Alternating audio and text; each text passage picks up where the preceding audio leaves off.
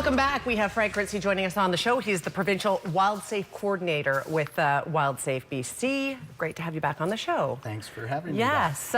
So you're the guy that knows what's going on in the wildlife department. Once in a while, we'll get a memo in the newsroom saying there was a cougar sighting in West Side, or there was a wolf. But you sort of have a firm grip on this because you guys have cameras and you can see what's going on. That's right, and it's part of a hobby of mine as well. And I like to go out around Kamloops, set up trail cameras, and just sort of get a sense of what's going on with the wildlife in the wild instead of being in town where they cause conflict. That's right.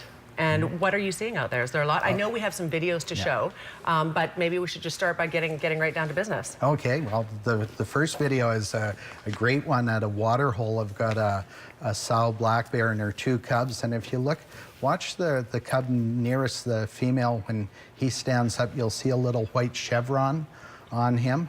And now you see this big male bear, and he's got the same white chevron on there. And why is that? Well, that's probably the father of the bear of the little cub that you saw. Okay. But it's a typical marking you quite often see in black bears. Yes. They'll have that. And that's the neat thing when you're set up on a water hole, especially in Kamloops. Sure. Water's in scarce supply. Yes. So you get lots of traffic. I've got all types of wildlife. Do you decide where to put the cameras? Yes. And you don't tell people, obviously. No, I For don't. 1,000 reasons, right? Yes, and usually I have to go out quite a ways away from town to put them up, or if they're close to town, say there's a bear on a trail that I want to get, I'll put it out late in the evening and then go out at 5 in the morning before people are out, and I'll take the camera down then. How long do you leave it out for any one time?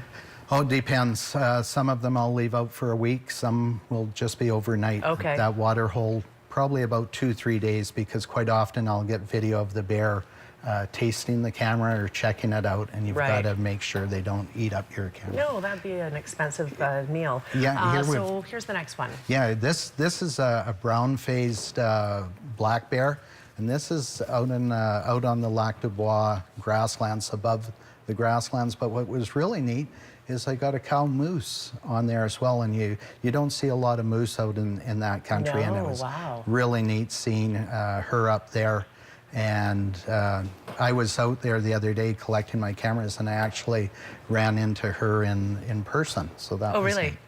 And this next one is one of my favorites. It's a little bobcat, and it's stood right in front of the camera and then hopped off out of the way. Where was that?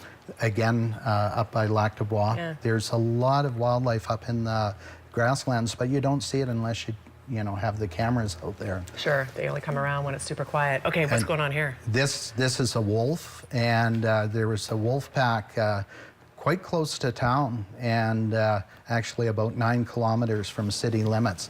So really neat seeing them there. And my daughter and I hiked up there and actually had them all around us howling one evening. It was great to see and watch. Will wolves go after people? No, I shouldn't say no. I think there's been one substantiated kill by a wolf, and very few wolf attacks. Wolves are smart. They don't like people. Right, which is smart. Before we go to the next video, though, of that wolf pack that was being seen closer to town, did they go away? Did they just head off? They just moved on. Yeah. They run out of food. They'll come into an area and hunt it. And then the deer wisen up and they go, we should move on. They move, and the wolves move on. Okay. And they're very mobile, wolves. Yes. What's the next one? Black rats. Oh boy. Oh yeah, the rat controversy. What's going on there? People say there's a lot of rats in Kamloops this summer. Actually, there's been a lot of rats around for about the past 3 years. We've been getting reports of them, and it's the same thing that attracts bears into town. People with poor compost, bird feeders, and the seed on the ground, and then fruit. If you don't pick your fruit up, the rats will get it or the bears will get it. So really important to keep all our attractants in. All things being equal, fruit falls from our trees every year.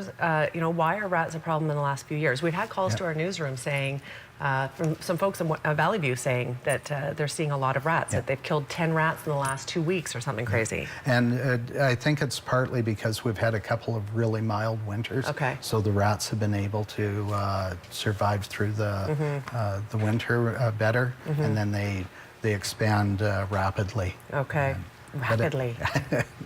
But I did also have a couple of clips of, oh, here's a bear that's checking out one of my trail cameras. And this one was good. He didn't bite it or anything, but you're looking right at the chest of the bear there, and then it wanders off. And what's interesting is I was on that trail about half an hour after that picture was taken. Is that right? That's great. It's really neat. This is a neat shot. It's about using bear spray and how you should always have it handy instead of in your pack. Because look at how long it takes. Yeah, in the bottom pack. And bears can travel at about 13 meters a second. There's no time for this. Yeah, if the bear was 2 football fields away, he still would have got me.